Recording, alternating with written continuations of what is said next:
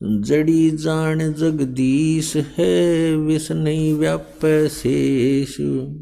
Grieve अंश गमन करते नहीं, मान सरोवर छाड़े। कौवा उड़ उड़ जात है, ये खाते मांसाहार। अंश दशा तो साध है, सरोवर है सत्संग। मुक्ता हलबाणी चुगे, चढ़त नवेला रंग। दर्श परस नहीं अंतरा, रूमी वस्त्र बीच। पारस लोहा एक डग, ये पलटे नहीं अबीच। चार मुक्ति Baikunth but, Saptapuri Sailan.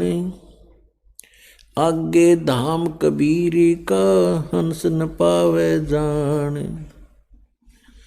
Grieve मौन रहे मन नाले हैं, मौन रहे मगनालय हैं। ये मार्ग बंकी बाट, सोन शिखर गढ़ सोरंग है, कर सतगुरु से साट।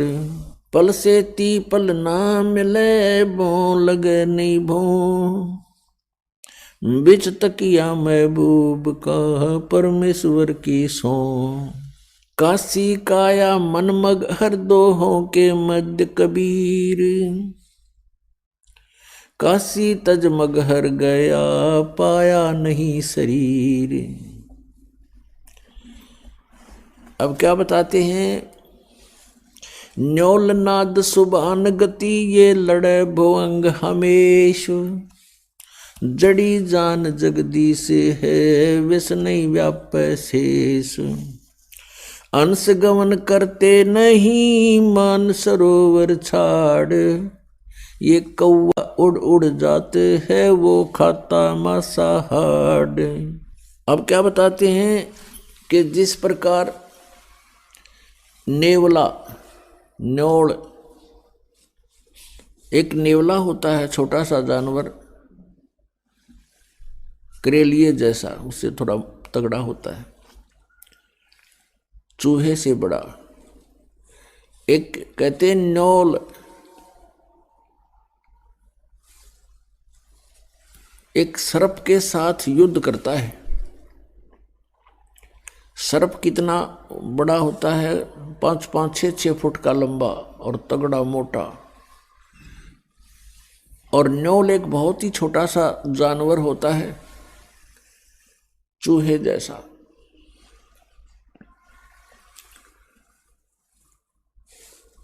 और वो सर्प के साथ लड़ता है।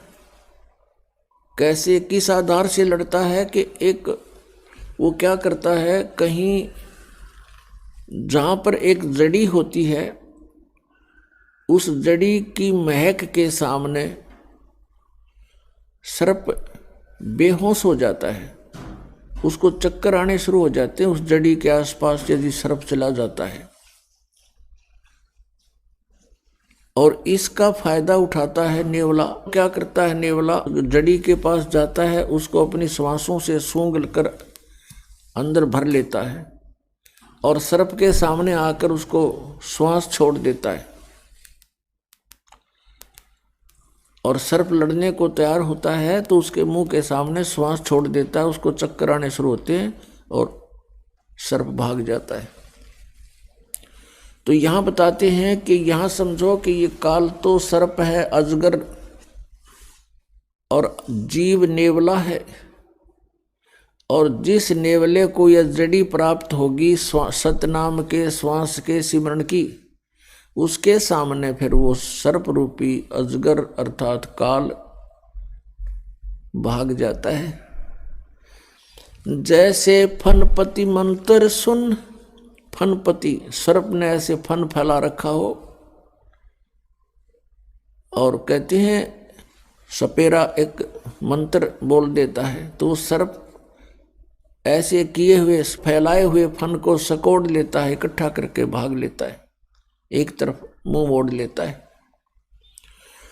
परमात्मा ने वो मंत्र सतनाम 2 अक्षर का इतना शक्तिशाली और यूजफुल बताया है जैसे फनपति मंत्र सुन रखे फन सकोड़े, ऐसे बीरा मेरे नाम से सतनाम से काल लेवे मुंह मोड़े।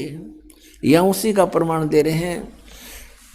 न्योल नाद सुभान गति लड़े भुजंग हमेश, जड़ी जान जगदीश है वैस नहीं व्याप शेष।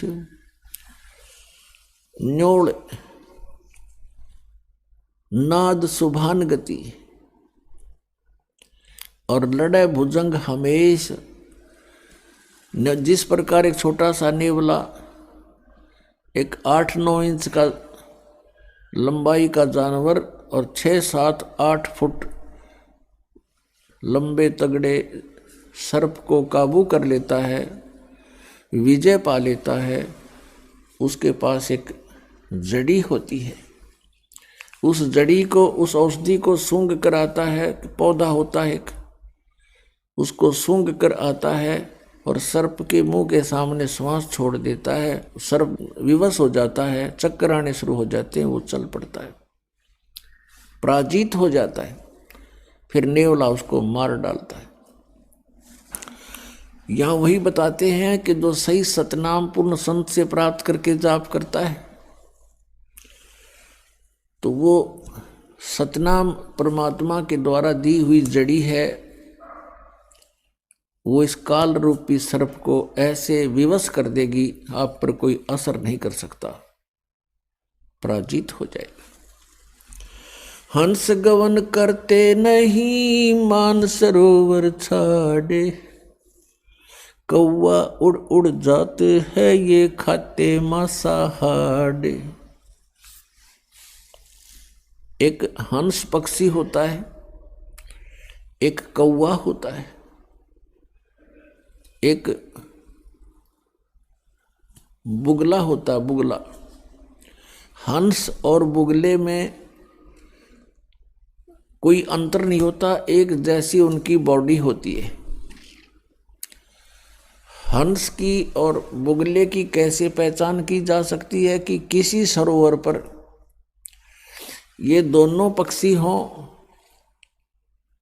उनकी ये पहचान होगी कि बुगला तो खाएगा मच्छी, कीड़े मकोड़े गोगे, और हंस नहीं खाता। हंस केवल मोती खाता है।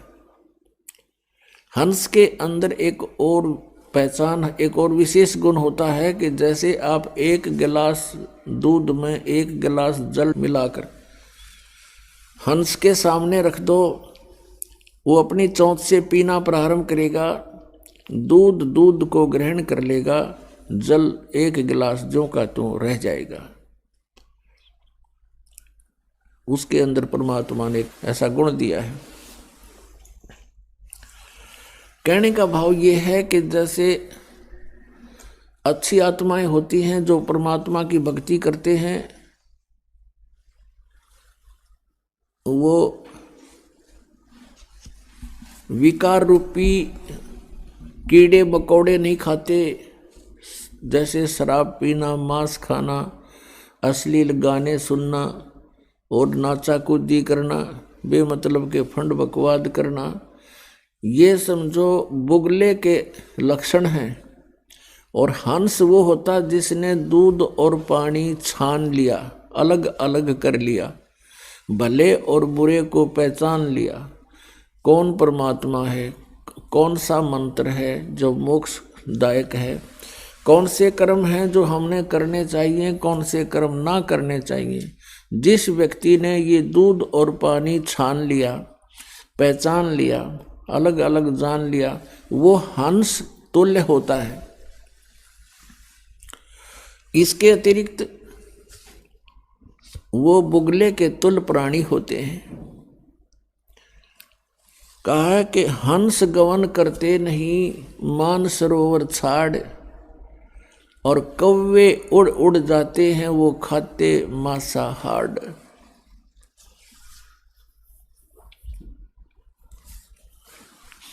और यही दशा बुगलों के बारे में बताई है कि जो अच्छी आत्माएं होती हैं वो सत्संग रूपी सरोवर को छोड़कर नहीं जाते, जहां राम नाम के मोती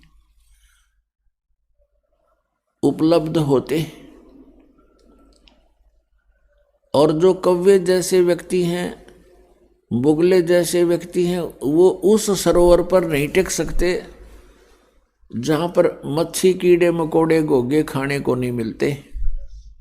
वो मोती आहार नहीं कर सकते, कर्महीन होते हैं। ये सत्संग रूपी सरोवर में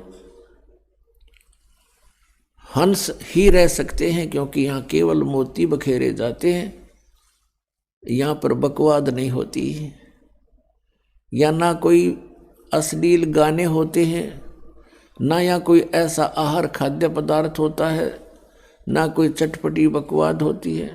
सिंपल आहार होता है, स्वच्छ आहार होता है, और साथ में उच्च विचार होते हैं।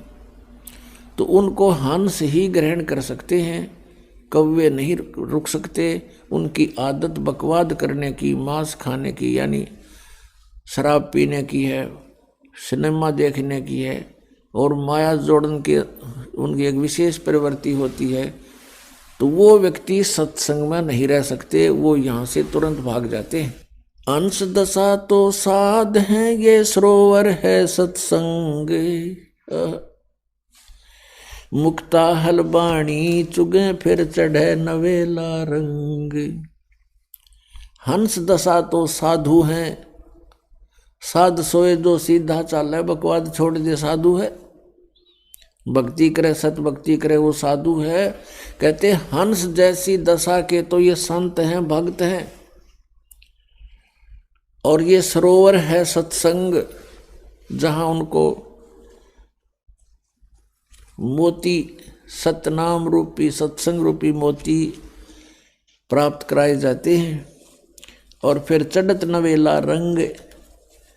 जितना अधिक सत्संग सुनोगे, उतना ही अधिक आपका भाव भगवान में बनता चला जाएगा।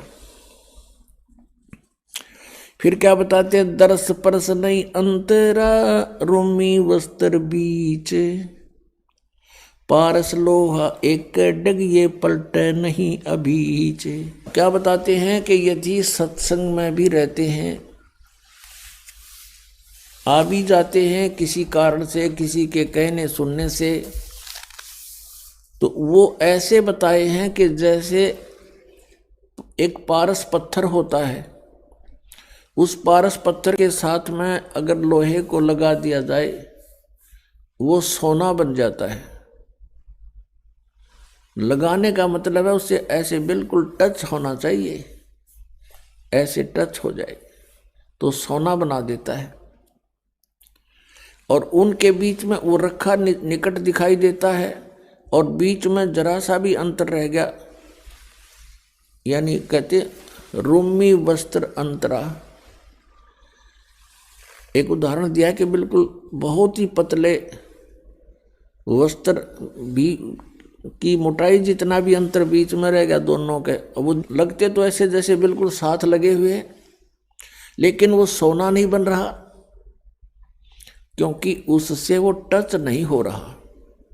लगता है जैसे बिल्कुल साथ ही खड़ा है, रखा है, बिल्कुल टच हुआ है, लेकिन टच ना होने से अभी वो सोना नहीं बना। तो यहाँ बताते हैं, इसका भावार्थ बताते हैं कि जैसे कोई व्यक्ति सत्संग में आ भी रहा है और फिर सत्संग के उन वचनों को हृदय में उतार नहीं रहा, तो वो सत्संग बच्चे आता भी रहे, उसके असर नहीं होगा, क्योंकि वो अभी मिला नहीं है। तो यहाँ बताते हैं कि दरस परस नहीं अंतरा, रोमी वस्त्र बीच, और पारस लोहा एक डिग, पर पलटत नहीं अबीच। अब जैसे किसी ने उपदेश भी ले रखा है, श्रद्धा है नहीं गुरुदेव के प्रति, तो वो रह अवश्य साथ रहा है, लेकिन वो मिला नहीं है। जैसे परमात्मा अपने इतने में पढ़ते हो, बिन सतगुर मिले मोहे ना पावे। और वैसे मिले कैसे? कि सतगुरु के साथ एक रस नहीं होता तब तक परमात्मा प्राप्ति नहीं होती।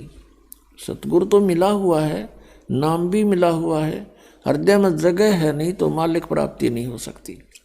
भाव ये है कहने का। काया काशी मन में घर, दोहों के मध्य कबीर, काशी तजमग हर गए, पाया नहीं शरीर। श्वेत वर्ण शुभ रंग है, नगरी अकल अमान, तन मन की तो गम नहीं, निज मन का स्थान। निज मन ऊपर परम पद, राग रूप धर्म धीर, दूजे को तो गम नहीं, तावा मैल कबीर। निज मन सेती मन हुआ, मन सेती तन देह, देही में कछु ना हुआ तो नाहक लाई खे। बेरा साटे बेचिया बैरागर सुल्तान, मालन को जाना नहीं, बेबुद्धि खेचा तान। शेर बेर पलड़ चढ़े, एक पड़ा भोमाही, मालन और सुल्तान को हलकारे ले जाही। 2.5 लाख की पावड़ी, एक पैसे का बेर, देख अदम सुल्तान को कैसे डारी मेर। 9 लख नानक नाद में, 10 लख गोरख तीर, लाख दत्त संगी सदा, चरणों चरच कबीर। 9 लख नानक नाद में, 10 लख गोरख पासे, अंत संत पद में मेले ये करोड़ तेरे रविदास। रामानंद से लक्ष गुरु, तारे सिसके भाए, चेलों की गिनती नहीं, जो पद में रहे समाये। फिर पांडवों की यज्ञ में, शंख पचायन टेरी, 12 कोट पंडित जहां, पड़ी सबन की मेरे। करी कृष्ण भगवान को चरणामृत सो प्रीत, शंख पचायन जब बजा लिया द्रौपदी सीत। 12 कोट पंडित जहां, और ब्रह्मा विष्णु महेश, चरण लिए जगदीश को, जिसको रटता शेष।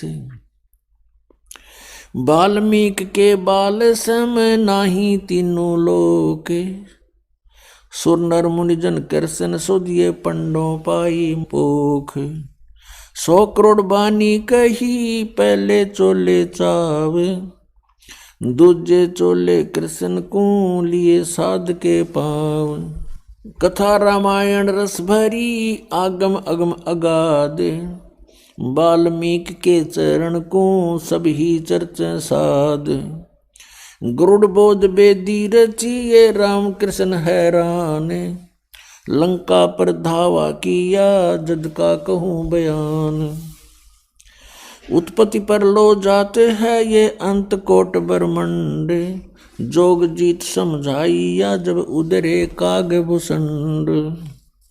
वशिष्ठ विश्वामित्र से ये आवे जावे अनेक, कागभूषण की पलक में, जो चावे सो देख।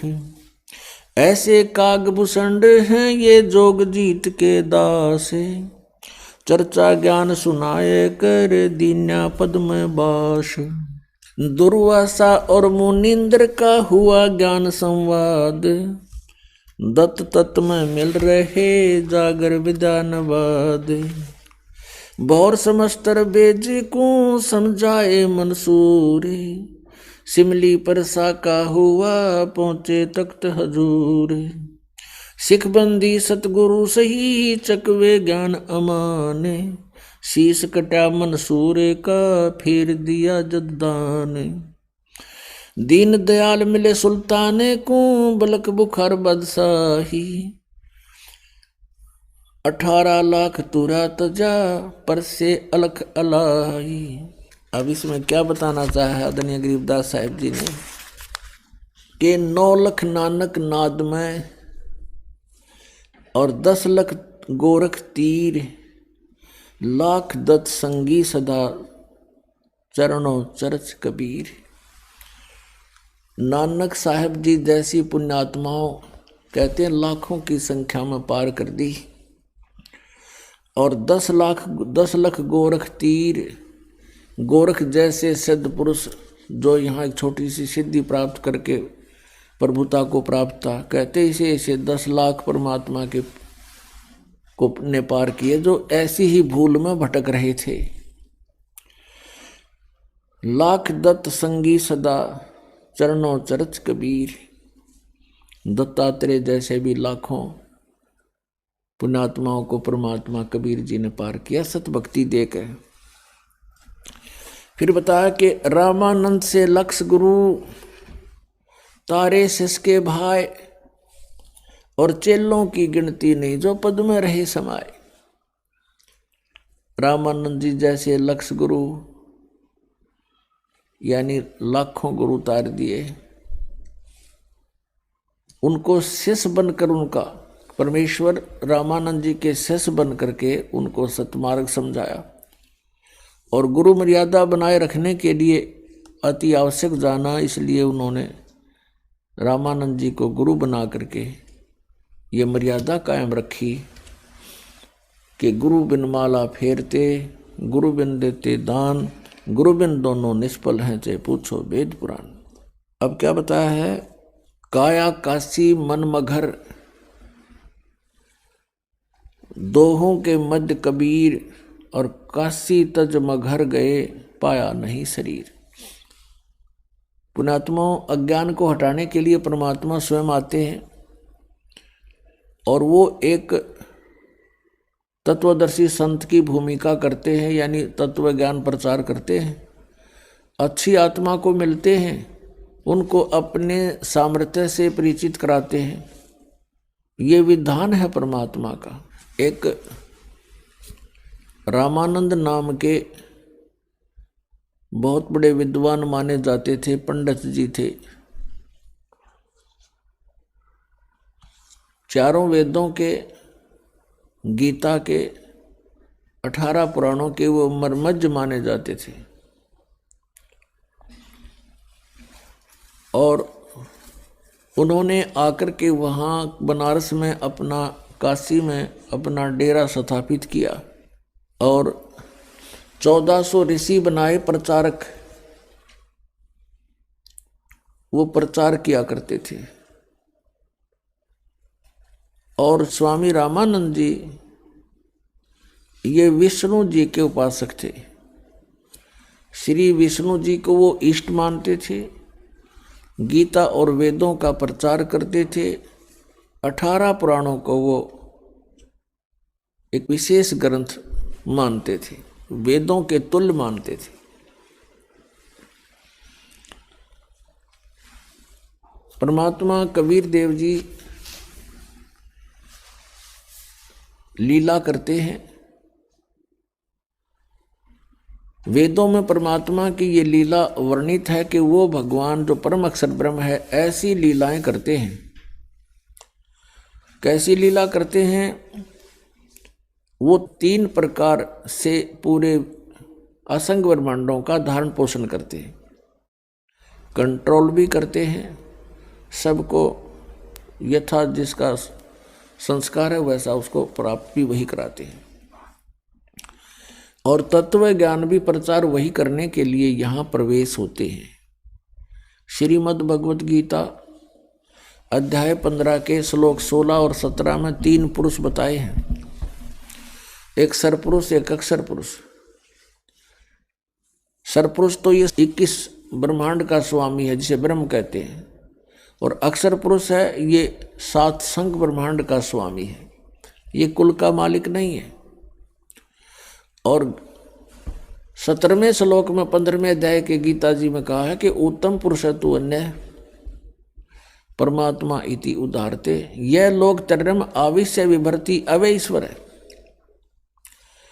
वो श्रेष्ठ प्रभु उत्तम पुरुष तो कोई अन्य है जो 16वें श्लोक में 2 पुरुष बताए हैं, एक सरपुरुष एक अक्षर पुरुष।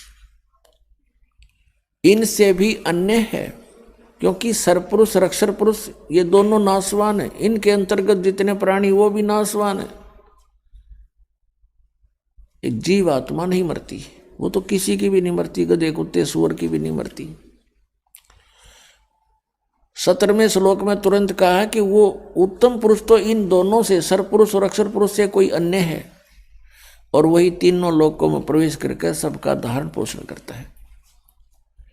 और वो परमात्मा कहा जाता है, वो है अविनाशी परमात्मा है, वास्तव में अविनाशी परमात्मा।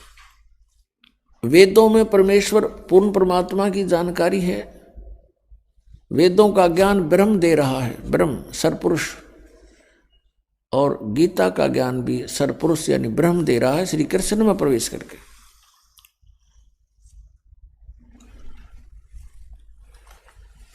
और इस बात से अपरिचित थे कौन? स्वामी रामानंद जी।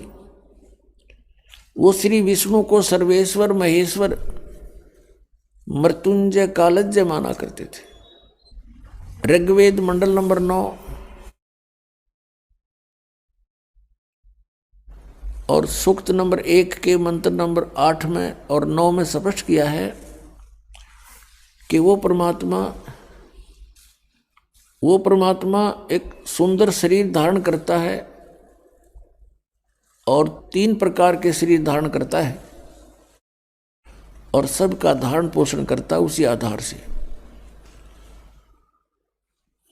एक शरीर के एक रूप में वो रहते हैं सतलोक के अंदर, ऊपर के सभी ब्रह्मांडों में अलग अलग रूप धारण करके वो स्थिर रहते हैं वहां पर। उसमें एक रोम कूप के अंदर करोड़ सूर्य मिला दे, करोड़ चंद्रमा, ऐसा प्रकाश है उस परमात्मा के शरीर का, एक रोम कूप का। यदि वो परमात्मा उसी रूप में यहां आ जाए तो हम कुछ नहीं देख सकते उनको। वो परमात्मा अपना अन्य एक हल्का तेज पुंज का रूप बना करके यहां प्रवेश होते हैं। यहां प्रवेश होने के उनके 2 कारण हैं। एक तो प्रत्येक युग में वो एक लीला करते हैं, शिशु रूप धारण करके आते हैं, और फिर प्रत्येक युग में वो लीला करते हैं एक शिशु रूप धारण करके कमल के फूल पर तालाब में आकर प्रकट होते हैं, जिस कारण से वो नारायण कहलाते हैं। नारायण का अर्थ होता है जल पर विराजमान होने वाला। नार माने जल, आयन माने उस पर विराजमान होने वाला, रेस्ट करने वाला। अब हम श्री विष्णु जी को नारायण मानते थे कि वो शेषनाग की सैया पर उस पर रहते हैं। वो नारायण नहीं है, वो तो जन्म लेते हैं दुर्गा से, काल इनका पिता है। और वो परमात्मा अजन्मा है, और ऐसे वो जल के ऊपर आकर के कमल के फूल पर विराजमान होते हैं, जिस कारण से नारायण उस कबीर देव को ही कहा जाता है। ऐसी लीला वो प्रत्येक युग में करते हैं। अब जैसे कलयुग में परमात्मा आए थे सन 1398 संवत 1455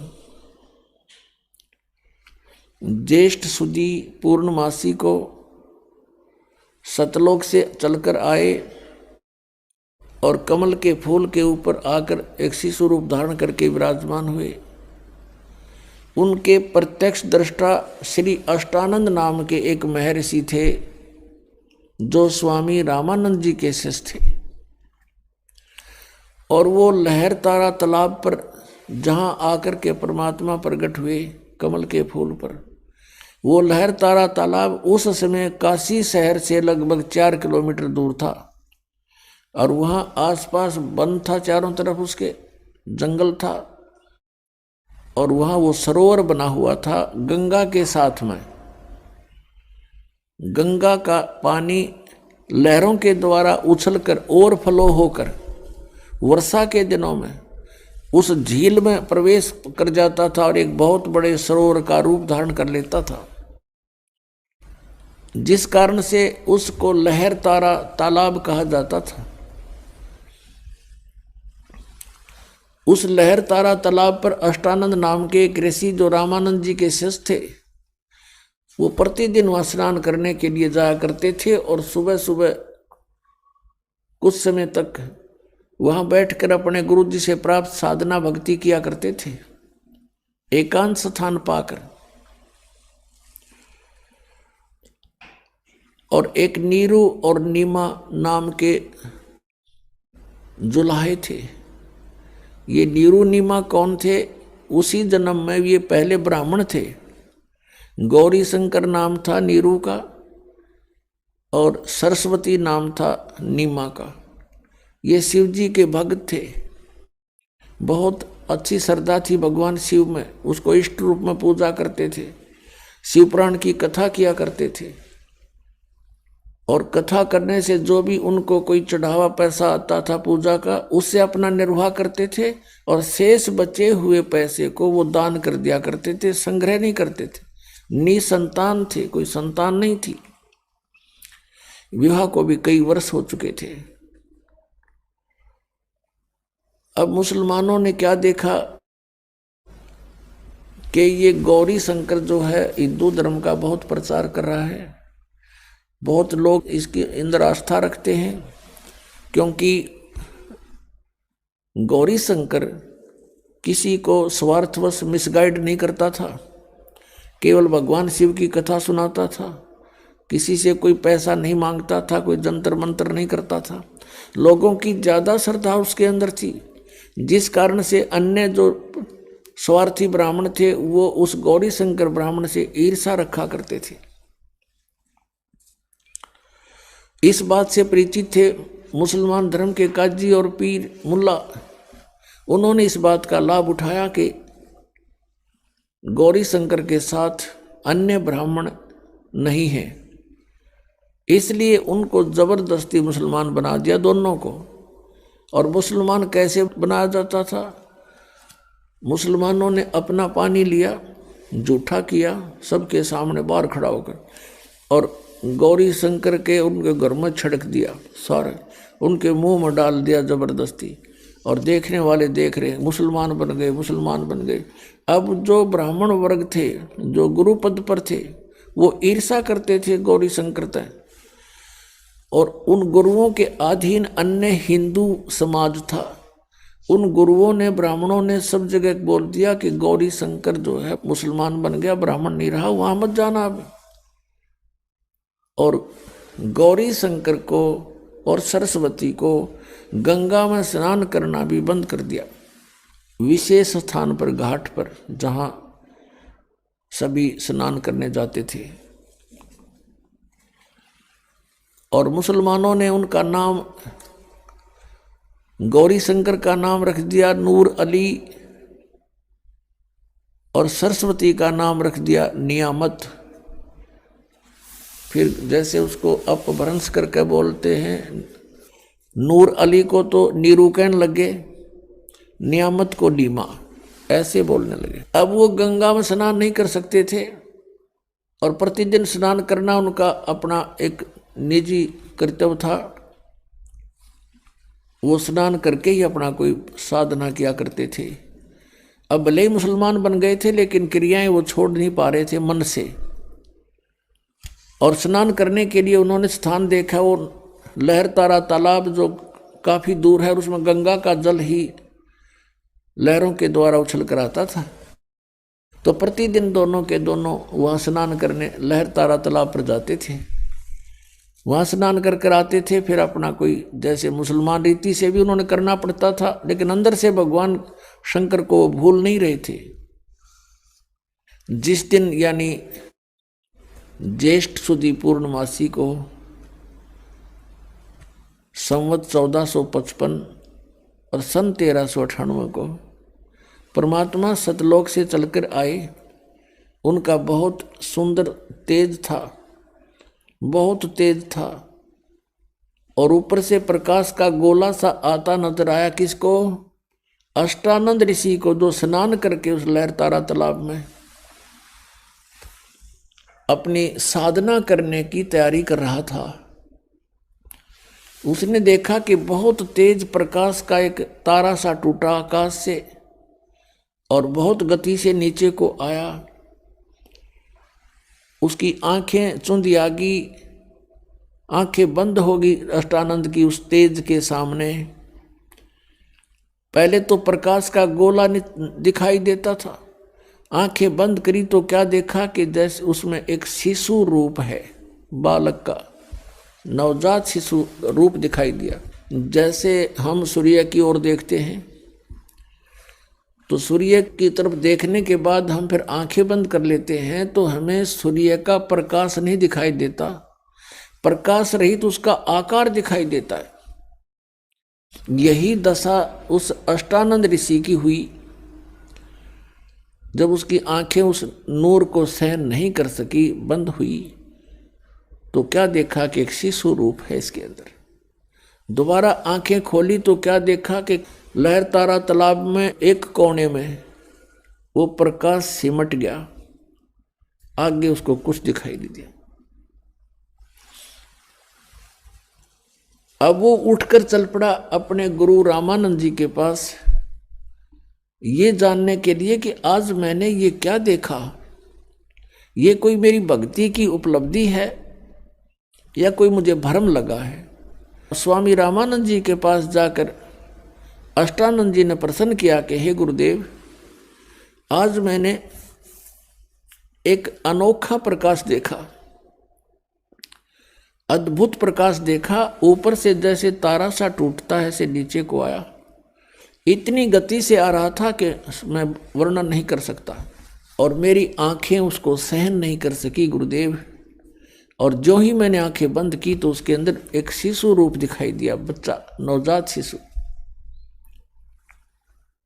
और फिर आंखें खोली तो क्या देखा कि वो प्रकाश से एक बार तो पूरे लहर तारा तालाब को उसने चमका दिया और एकदम समाप्त हो गया, जैसे एक कोने में सिमट गया हो। अब जैसा भी स्वामी रामानंद जी को ज्ञान था, उसने अपने शिष्य का समाधान किया शंका का कि बेटा, उस शिष्य ने पूछा था कि स्वामी जी ये मेरी कोई भक्ति की उपलब्धि है या मुझे कोई भ्रम लगा है। स्वामी रामानंद जी ने बताया कि बेटा, जब अवतार लोग आते हैं ऊपर से किसी लोक से तो उनकी ऐसी ही स्थिति होती है, तारा सा टूटता है और फिर वो यहाँ आकर के आपने जो देखा नवजात शिशु, तो वो किसी माँ के गर्भ में स्थापित होंगे, वहाँ से जन्म लेकर के या कोई लीला करेंगे अपनी। अब जैसा ज्ञान था उस महर्षि रामानंद जी ने अपने शिष्य की शंका का समाधान कर दिया और शिष्य संतुष्ट हुआ।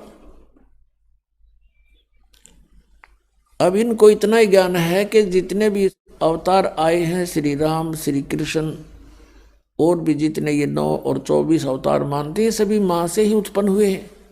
लेकिन वो अवतार जो लहर तारा तालाब पर कमल के फूल पर आया है, वो किसी माँ से जन्म नहीं लेता, वो अजन्मा है, वो स्वयंभू हैं, वो परिभू हैं, स्वयंभू हैं। उनका शरीर शुक्रम अकायम ऐसनाविरम, उस परमात्मा का शरीर माता पिता के योग से बनी उन बीज शक्ति से नहीं होता और उनके शरीर में नाड़ी तंत्र नहीं है। इसलिए यजुर्वेद अध्याय नंबर 40 के मंत्र 8 में कहा है कि सप्रियागात, वो सबसे प्रथम देहधारी और सबसे पहला प्रगट पुरुष है। और शुक्रम अकायम कबीर मनीषी, वो कबीर देव, कबीर विद्वान, सर्वज्ञ, मनीषी माने सर्वज्ञ और कबीर माने कबीर देव, वो कबीर देव कबीर साहब सर्वज्ञ है। और शुक्रम अकायम ऐसनाविरम अवर्णम और अपाप विद्यम स्वयंभू परिभू।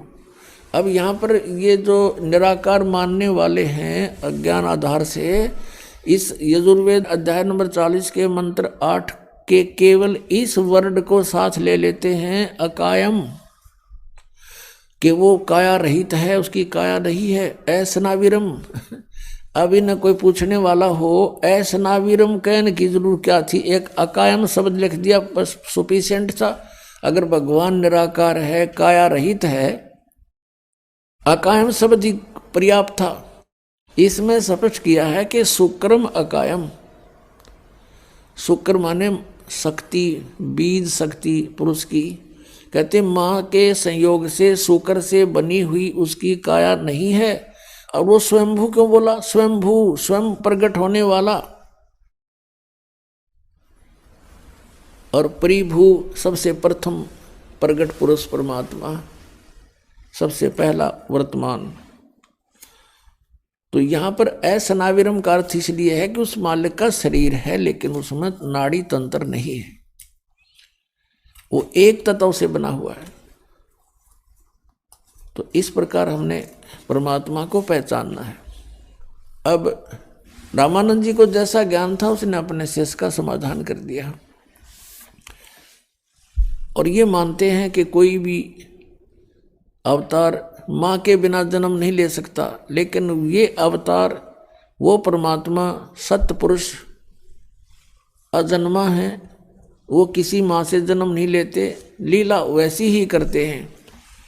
एक बालक रूप धारण करके कमल के फूल पर प्रकट हुए, और उस समय जब वो परमात्मा शिशु रूप धारण करके एक लीला करने आते हैं तो उनकी परवरिश की लीला कंवारी गायों से होती है। ये वेदों में लिखा है। वेद तो दास ने पढ़े हैं, अभी सन 2001 के बाद ही इनको जाना है। और परमात्मा की हुई लीला लिपिबद्ध कबीर सागर में लगभग 600 वर्ष पहले से है। अब इससे हम भगवान पहचान लेंगे कि वेद जो गुण बताते हैं परमात्मा के, वो किस भगवान में खरे उतर रहे हैं। ही इज गॉड, वह परमात्मा है। इतनी सी बात है। इन सदग्रंथों में हम पहले भी मानते थे कि वेद सत्य हैं, सच्चे ज्ञान युक्त हैं, लेकिन इन वेदों के आधार से हमें यह बताया गया कि परमात्मा निराकार है। लेकिन वेदों में लिखा है वो साकार है, सशरीर है, उसका नाम कबीर है, कबीर देव। तो जिनको हम विद्वान माना करते थे वो विद्वान नहीं, अज्ञानी अनाड़ी थे। संस्कृत भाषा जानते थे। संस्कृत भाषा पढ़ने वाला भी समझ सकता है कि परमात्मा सशरीर है, उसमें लिखा स्पष्ट है। अग्नि तनुरसी, यजुर्वेद के 5वें अध्याय के प्रथम मंत्र में 2 बार लिखा है। अग्नि तनुरसी विष्णुवेत्वा सोमस्य तनुरसी, परमेश्वर सशरीर है और सबके धारण पोषण करने के लिए उस अमर पुरुष का और भी शरीर है। तो इस प्रकार हम अब सदग्रंथों को जानकर परमात्मा को पहचान सकते हैं। उधर से नीरू नीमा आए स्नान करने के लिए। वो समय था ब्रह्म मुहूर्त का। ब्रह्म मुहूर्त कहते हैं सूर्य उदय होने से पहले 1.5 घंटा का जो समय है उसको ब्रह्म मुहूर्त बोलते हैं ये। तो उस समय वो स्नान करने के लिए चले अपने घर से। स्नान करने लगी, पहले नीमा ने स्नान किया। नीमा स्नान करके बाहर आई, फिर नीरू स्नान करने के लिए गया। और सुबह का जो अंधेरा होता है वो एकदम चांदने में परिवर्तित हो जाता है, बहुत शीघ्र रोशनी हो जाती है। ऐसी दूर से देखने जोगा उसमें व्यवस्था हो जाती है। अब नीरू नारा था ऐसे करके जल में प्रवेश करके। और नीमा जब स्नान करने के बाद जो वस्त्र बांध कर स्नान करके गई थी, उस वस्त्र को धोने के लिए दोबारा किनारे पर आई, वस्त्र चेंज करके। तो उसने क्या देखा, उसमें रोशनी सी होगी थी और एक कमल के फूल के ऊपर कोई वस्तु ऐसी हिलती नजर आई। परमात्मा नवजात शिशु रूप में प्रकट हो गए और एक पैर को हिला रहे थे। ऐसे एक पैर को हिला रहे थे बालक रूप में। अब नीमा की नजर गई कि क्या हिल रहा है। पहले तो उसने देखा कोई सर्प है, फिर ध्यान से देखा कि तो कोई बालक है। और वो नीरू और नीमा जब अपनी कुटिया से चले थे, रास्ते में नीमा भगवान शंकर से अर्ज कर रही थी, रो रही थी कि हे भगवान, हमें भी एक खिलौना दे दो, मेरा भी संसार में साझा हो जागा, दुनिया वालों का मुंह बंद हो जाएगा, मुझे बांझ बोलते हैं। हे भगवान, आपके घर में कोई कमी नहीं, आप सब कुछ कर सकते हो। ऐसा कहकर फूट फूट कर रोने लगी। नीरू ने कहा, नीमा तू तो बिल्कुल पागल होगी, भगवान को क्या पता नहीं हमारे दुख का, वो सब जानते हैं। यदि वो हमारे भाग्य में होता तो दे ही देते, हमारी किस्मत में नहीं है। और हमने कितने ज्योतिषियों से भी अपनी जन्म पत्री भी दिखा ली, हमारे भाग्य में पुत्र नहीं है। फिर क्यों अपना संतुष्ट कर, पुत्र हमारे भाग्य में है नहीं, और तू रो रो के अपनी आंखें और खराब कर लेगी, अंधी हो जाएगी, बुढ़ापे में उंगली पकड़ने वाला कोई है नहीं, तुझे दूना दुख हो जाएगा, तो रोया मत कर। अब नीरू अपनी पत्नी नीमा को ऐसे सांत्वना देता हुआ वहां लहरतारा तालाब पर पहुंच गए थे। अब वो क्या देख रही है कि कमल के फूल पर एक बालक है, उसका पति सरोवर में स्नान कर रहा है। नीरू तब उसने कहा कि देखियो जी, कमल के फूल पर बालक है, कमल के फूल पर बालक है। अब नीरू दुखी आत्मा से कह रहा है, दुखी हृदय से, और स्नान भी कर रहा है, से पानी डाल डाल कर। कहने लगे, नीमा तू मानती नहीं मेरी बात को, तू पागल हो चुकी है, अब कति मेंटल होली, तुझे जल में भी बच्चे दिखाई देने लगे। हे परमात्मा, इसको सद्बुद्धि दो। अब नीमा कहती है फिर जोर से कि देखियो जी देखियो, सचमुच देखना बच्चा डूब गया। अब उसने देखा कि किस प्रकार बोल रही है, जिधर वो संकेत कर रही थी उधर ध्यान किया, देखा कमल के फूल पर एक नवजात शिशु सचमुच लेटा हुआ। अब नीरू ने आओ देखा ना ताओ देखा कि कई बालक डूब ना जा, फटाफट कमल के फूल सहित तोड़ के और उठा लिया। अब परमात्मा जब कमल के फूल पर दिखाई दिए तो नीरू ने कमल का फूल समेत तोड़ करके अपनी पत्नी नीमा को थमा दिया। यह आप चित्र में देख रहे हैं। अब नीमा उस बालक को प्राप्त करके और सौ शुक्र मना रही है अपने भगवान शंकर के। वो भले ही मुसलमान बन गए थे, लेकिन हृदय से भगवान शंकर को वो भूल नहीं पा रहे थे। अंदर से कसक उनकी अपने भगवान शंकर में बनी रहती थी। अब नीमा उस परमात्मा को पाकर, पुण्यात्मा जिस परमात्मा का नाम लेने से आत्मा गदगद हो जाती है, और जिसको खोजते ऋषि मुनियों ने अपने शरीर समाप्त कर दिए, उनको प्राप्त नहीं हुआ, वो कितना सुखदाई है, कितना इम्पोर्टेंट है वो परमात्मा। जैसे शेख फरीद जैसे महापुरुष ने 12 वर्ष तक कुएं में उल्टा लटक के साधना करके उसको पाना चाहा, और एक मंसूर नाम के महापुरुष थे, परमात्मा पाने के लिए उसके टुकड़े टुकड़े कर दिए समाज ने। उस परमात्मा की चाह को, परमात्मा की भक्ति को नहीं त्यागा। तो कहते हैं जाके ऊपर एती बीती कैसा है वो भगवान, जिसके लिए ऐसे ऐसे कष्ट सहन किए महापुरुषों ने, वो कैसा है वो भगवान। और वो परमात्मा सहज स्वभाव में और नीमा के सीने से बालक रूप में लगा हुआ है। पुण्यात्मा एक स्वभाव होता है, जैसे चंदन का पेड़ में उसमें ठंड होती है, बर्फ के अंदर स्वभाव है उसका ठंडा करने का, शीतल स्वभाव होता है। ऐसा ही परमात्मा का गुण है।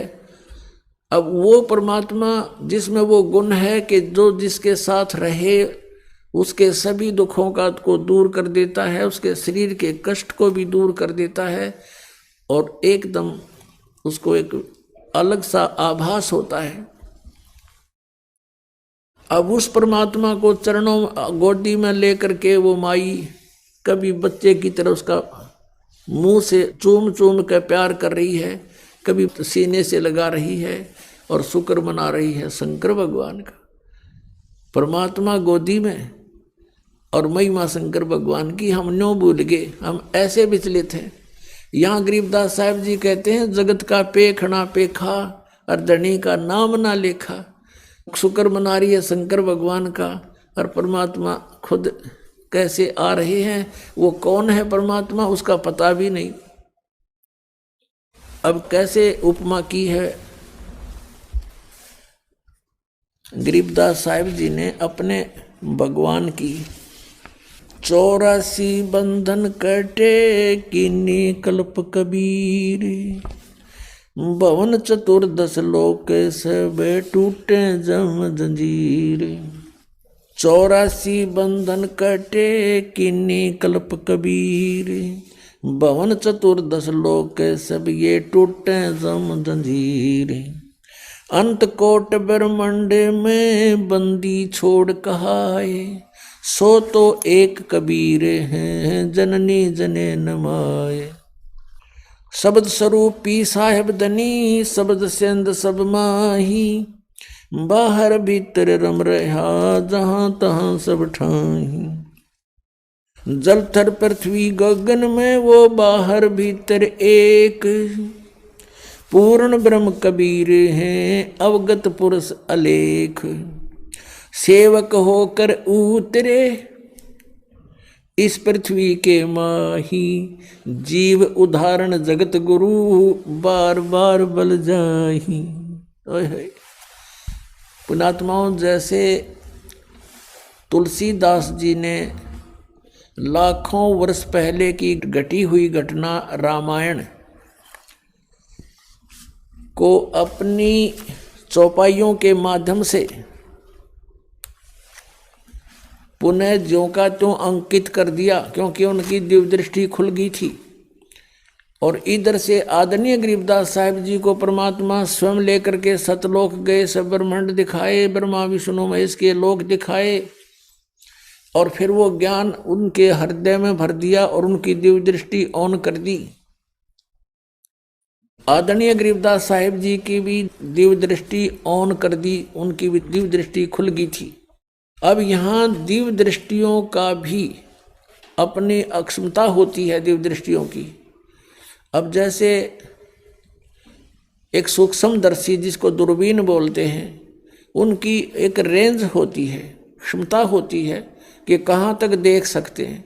ऐसे ही श्री तुलसीदास जी कि दिव्य दृष्टि की रेंज थी, उन्होंने श्री कृष्ण यानी श्री विष्णु और श्री राम तक ही उनकी दिव्य दृष्टि काम करे थी, और उस सत्र का उन्होंने ज्यों का त्यों चित्रण कर दिया अपनी वाणी में।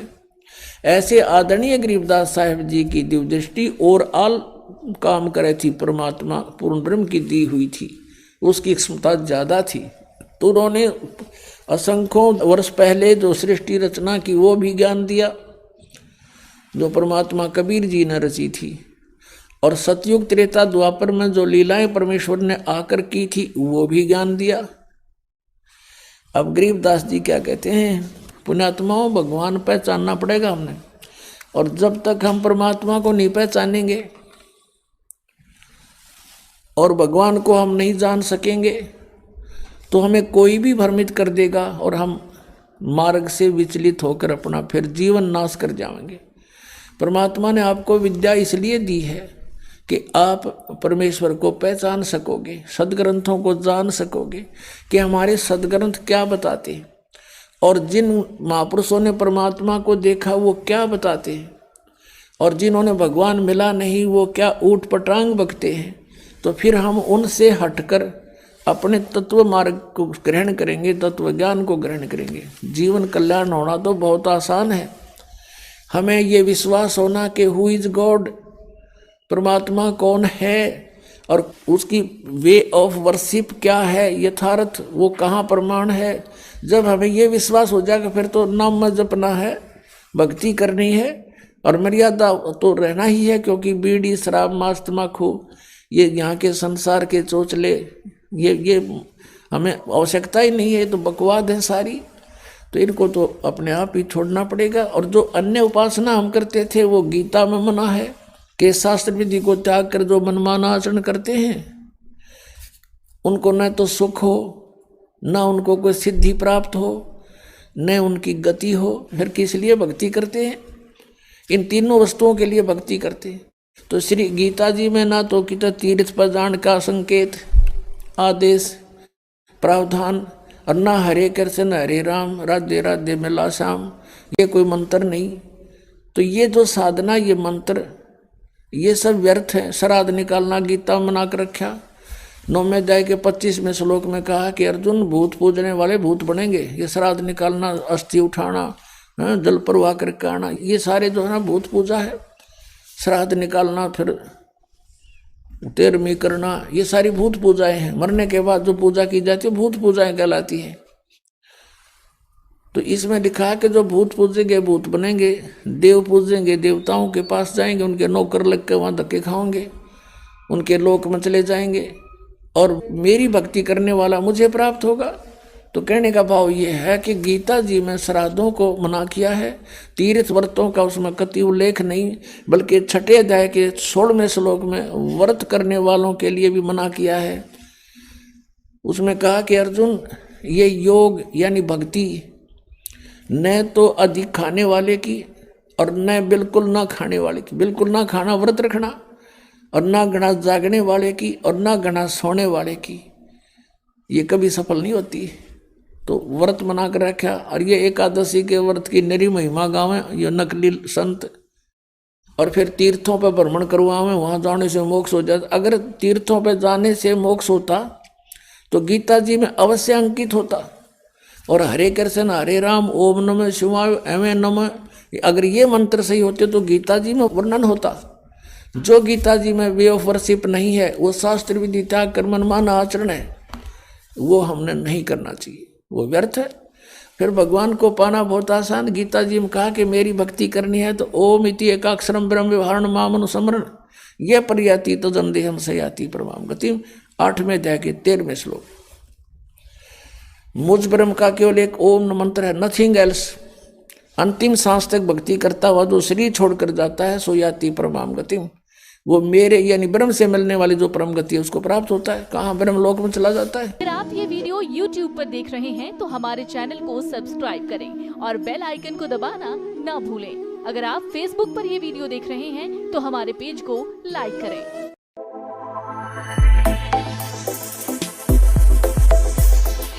सत साहिब सभी भक्तों को, जिनको भी ये वीडियो पसंद आया हो तो वीडियो को लाइक और चैनल को सब्सक्राइब करके जरूर जाएं।